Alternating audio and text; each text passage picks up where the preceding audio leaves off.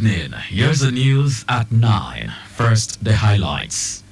Lagos State Government pledges deliverables to residents through themes plus developmental agenda.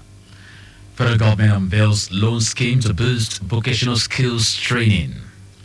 On the foreign scene, Israeli Prime Minister confirms withdrawal of troops from Lebanon beyond 60 days amid ceasefire deal.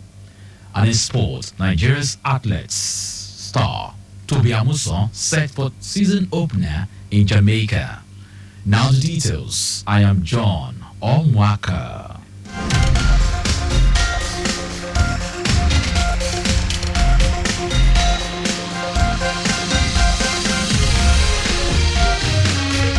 Lagos State Government has pledged to intensify efforts in ensuring more deliverables gets to residents through its Themes Plus Developmental Agenda, which encompasses traffic management and transportation, health and environment, education and technology, making Lagos a 21st century economy, entertainment and tourism, as well as governance.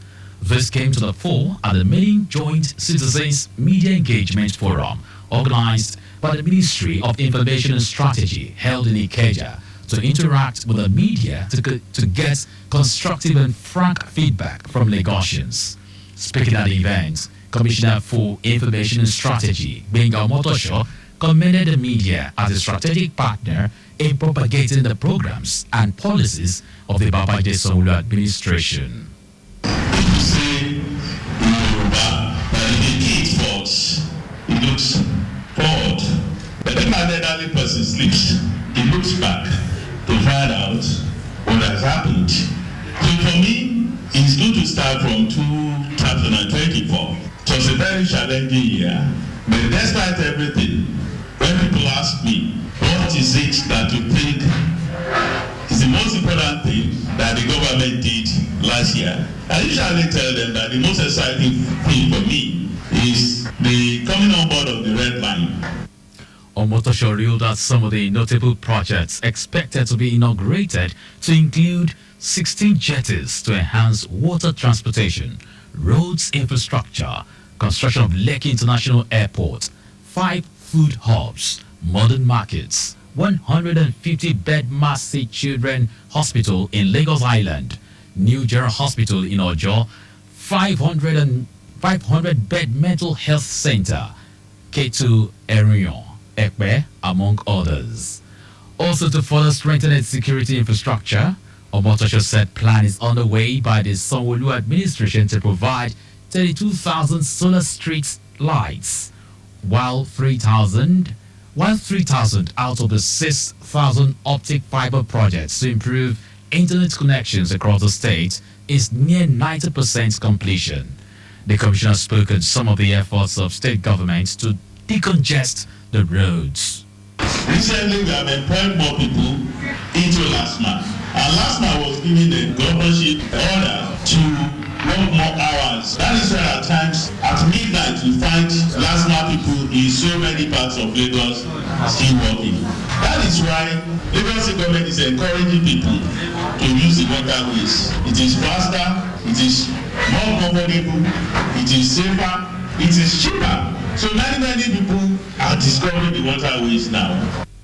Earlier, in a welcome address, the Permanent Secretary, Ministry of Information and Strategy, Olumide Shogunle, noted that the initiative is to inform Lagos residents about the plans of government through the media, get suggestions and the feedback overtaken to the State Executive Council for deliberation. This kind of planning is going to take place more often than it used to be. And it is because of the landmark achievements of Lagos State. Everybody has their eyes on us. They want to know what we are doing. They want to know where we are going. And it is you who are just our first friends, if I can put it that way, that will help us propagate the gospel. Lagos State government has a blue line, it has a red line, it's looking forward to a green line and also a purple line. So we want to give the media advance information on what the Sanwo-Olu administration is doing. The event was attended by heads of various agencies of the ministry, including the General Manager, Lagos Traffic Radio, Tayo Akonle, Directors, Special Advisor to the Governor on Media and Publicity, Wega Koshile, Senior Special Assistant to the Governor on Media, among others. Lagos State Government has launched an intensive capacity training program for bus captains to improve road safety, enhance service delivery, and promote professionalism in the public transportation sector, which seeks to address the challenges of reckless driving and unprofessional conduct among drivers. Managing Director and CEO of Lagos Bus Services Limited, Idowu Ogutono, stated this during year 2025 capacity building and training for bus captains with a theme, Performance Improvement for Excellence in Service Delivery, at its training of 400 drivers. Ogutono said the agency is committed to delivering a transportation service and an experience that embodies safety, reliability, and customer satisfaction, while noting that the training will help explore, enhance the driver skills, and instill best practices on how to go in with their day-to-day activities on the road. He said bus captains play a major role in upholding the commitment of the agency, as it says, as a vital way to achieving the transformation of public transportation, in Lagos State. Okuton also said the agency aims to expand its location to more routes to be able to transport more Lagosians on a daily basis. Actually improve their skill set, bring them up to speed with best practices, and also get them informed with certain regulation within the transport sector. Ultimately, we want to be able to position our service this year with a high level of service delivery. We also want to improve our commuter experience.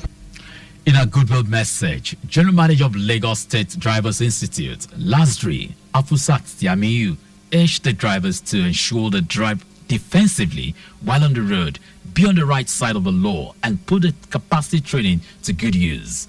Present at the capacity training were the Director of Lagos Vehicle Inspection Service, LAGVIS, Akin George Fashola, officials from Lagos State Transport Management Authority, LASMA, officials from Federal Road Safety Corps, FRSC, among others. Lagos State Government has ordered closure of the pedestrian bridge located between Terminal 2 and 3 in Oshodi Bus Terminal due to concerns regarding safety and structural integrity of the bridge.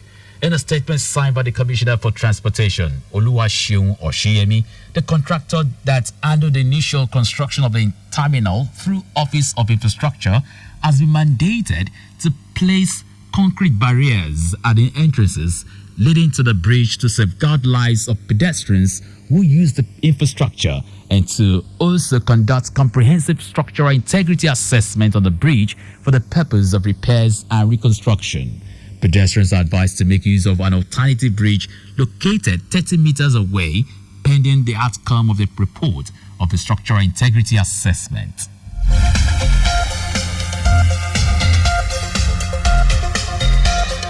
Deputy Speaker of the House of Representatives, Benjamin Kalu, says the decision of President Bola Tinubu to remove subsidy on petrol saved about $10 billion for the country in 2023. Kalu spoke at a meeting with some investors and a group of scholars at Oxford University in London.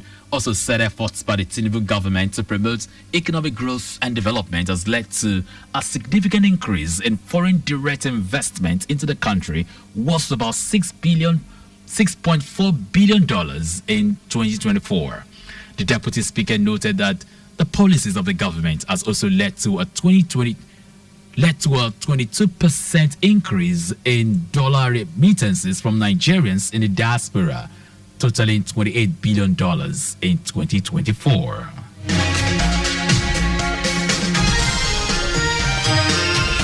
The Nigerian Police and National Human Rights Commission, NHRC, have engaged in a discourse over the legality of jailing minors arrested at protest grounds for felony and treasonable offenses. The engagement took place at a public presentation of a research report titled Beyond the Protests, an explanatory study of the End Bad Governance protest in Lagos, in Nigeria. NHRC Executive Secretary Anthony Ojukwu argued that the manner the police went about prosecuting the kids without due process was unprofessional. Ojukwu was represented by the Commission's head of monitoring, Benedict Agu, said it is true that the law says no child below 7 is liable for prosecution, but the human rights group disagree with the police with regard to how those minors were treated. On his part, the public relations officer, Olumuyiwa Adejobi, noted that the police is not against peaceful protest, but causing violence and any act aimed at bringing down the government of the day is treason. In August last year, Nigeria witnessed widespread demonstrations under the End Bad Governance movement, driven by public dissatisfaction to protest the economic hardships and governance issues ravaging the country.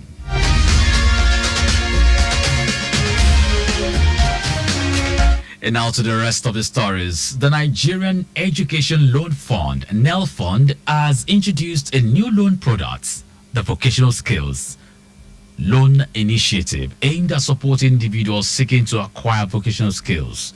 Chief Executive Officer of NEL Fund, Akintunde Sawyer, said the loan products are designed to assist students in achieving their aspirations. Sawyer made us known in a statement signed to mark the International Day of Education with the theme AI and Education, Preserving Human Agency in a World of Automation, which aligns with NEL Fund's mission. He highlighted the organization's ongoing use of AI-driven process optimization and its commitment to educational inclusion in Nigeria. The National Identity Management Commission, NIMC, says the new National Identification Number, NIN, card will support government to people's services and offer multiple functionalities to improve access to government interventions. Speaking on the initiative during a press briefing in Abuja, the Director of Card Management Services at NIMC, Peter Iwebu, said the card is designed to ensure the effective delivery of government services, particularly to vulnerable Nigerians. He noted that the card will address challenges in identifying beneficiaries of government interventions, providing a secure and verifiable platform for accessing such services. Iwebu explained that the initiative aligns with NIMC's mandate to enroll Nigerians and issue them a general purpose card, adding that the new card programs are aimed at addressing social and economic issues by integrating payment functionality with identity as a foundation. On our part, the Director General of NIMC, Abisoye Koka Odushote, highlighted that the biometric enabled cards align with the 8-point agenda of President Bola Tinubu and are designed to address the socio-economic needs of Nigerians. Koka Odushote explained that the cards will be available to citizens both within and outside the country and to legitimate residents, enabling them to perform various transactions such as paying utility bills, accessing transportation services, and shopping.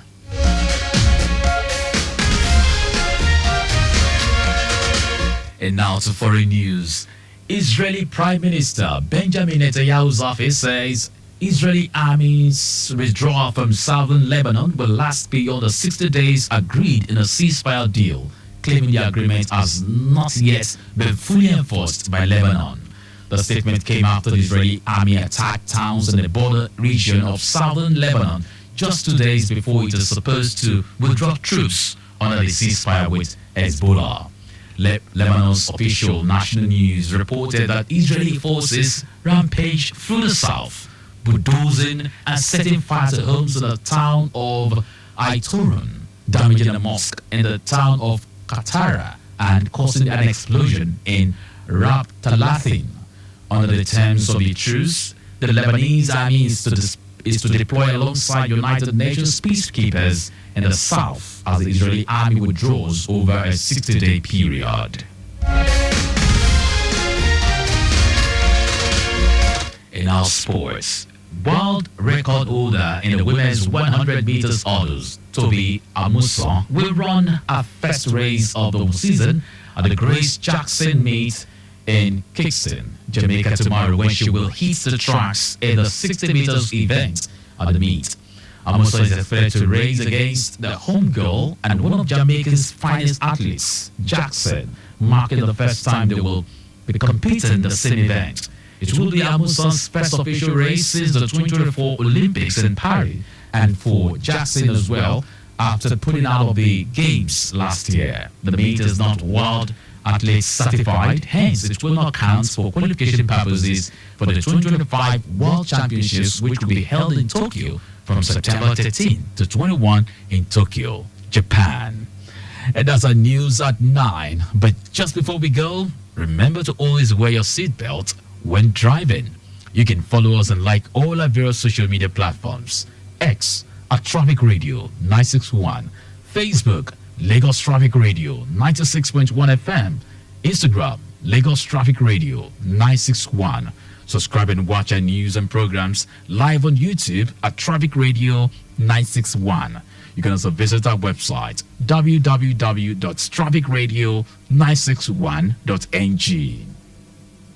Did you know that under the Solo administration, 100 double Dido bins were locally assembled for the use of Lagos Waste Management Agency, LOMA? You can get more details on the Lagos State Government website. To end the news, here are the highlights of the major stories.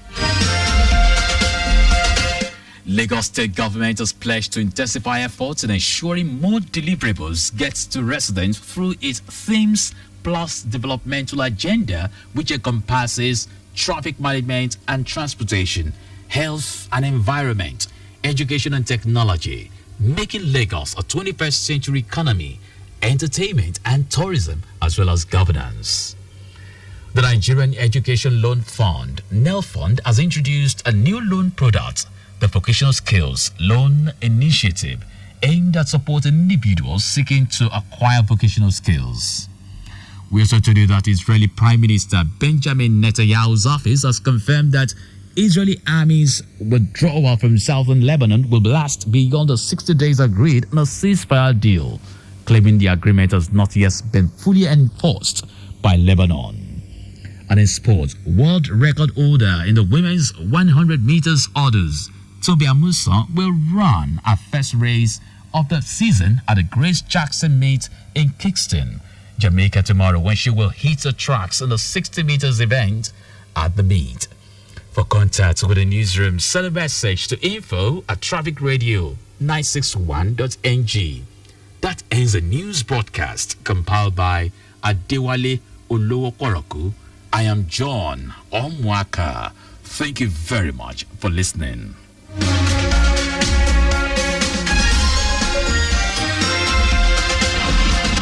Don't you think it is better to get the updates fast and